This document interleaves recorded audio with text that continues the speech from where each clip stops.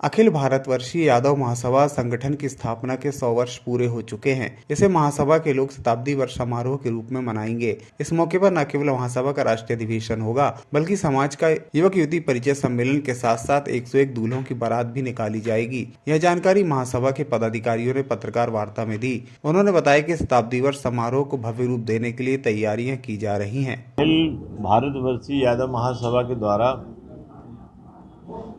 25 फरवरी को परिचय सम्मेलन अमखेरा सुशीला मैरिज गार्डन में रखा गया है।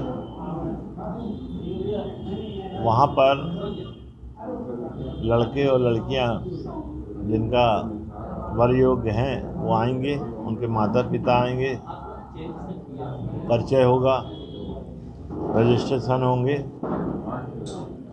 और उनके नंबर हम लोग एक दूसरे को दे रहे हैं, मिलवाने का प्रयास करेंगे ताकि उनकी शादियां तय हो सकें। 3 मार्च को हम लोग गीता धाम के सामने पूरी ताकत लगाए हुए हैं कि 100 शादी हम लोग उस दिन संपन्न कराएं और वहीं पे हम लोगों ने ऑल इंडिया यादव महासभा की बैठक भी रखी हुई है, जिसमें हमारे बाहर से बड़े गेस्ट आ रहे हैं, राज्यसभा हैं, सांसद हैं। सीएम साहब से भी हम लोग आग्रह करेंगे, मोहन यादव जी से, हमारे मुख्यमंत्री जी, अखिलेश जी के पास भी सूचना जा रही है, क्योंकि ये हमारा सामाजिक संगठन का कार्यक्रम है। हम लोग सबसे आग्रह कर रहे हैं कि बड़ी संख्या में यहाँ पर उपस्थित हो।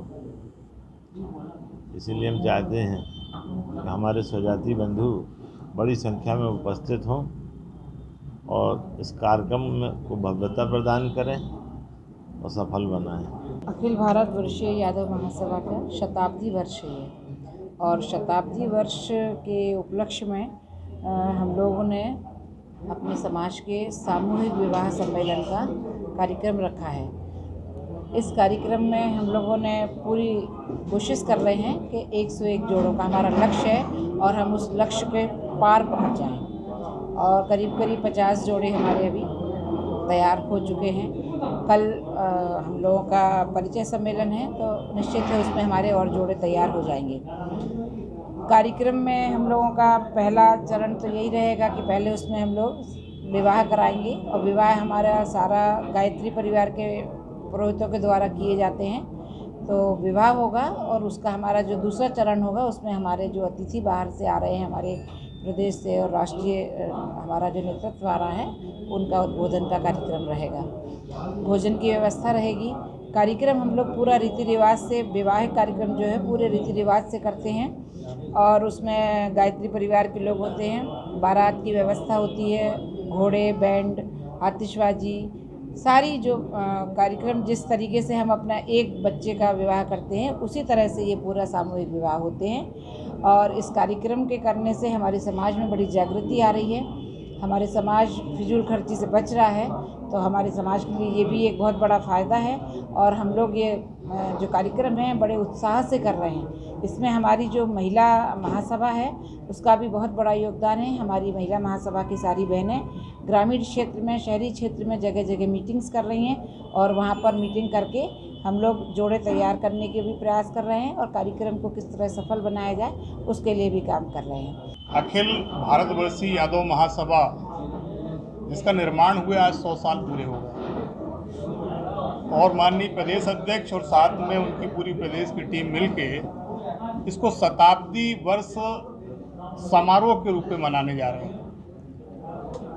यहाँ पे ऑल इंडिया का एक अखिल भारतवर्षीय यादव महासभा का एक अधिवेशन तो होगा ही होगा और उसको और भव्यता और विराटता प्रदान करते हुए 101 दूल्हों की बारात भी निकलेगी।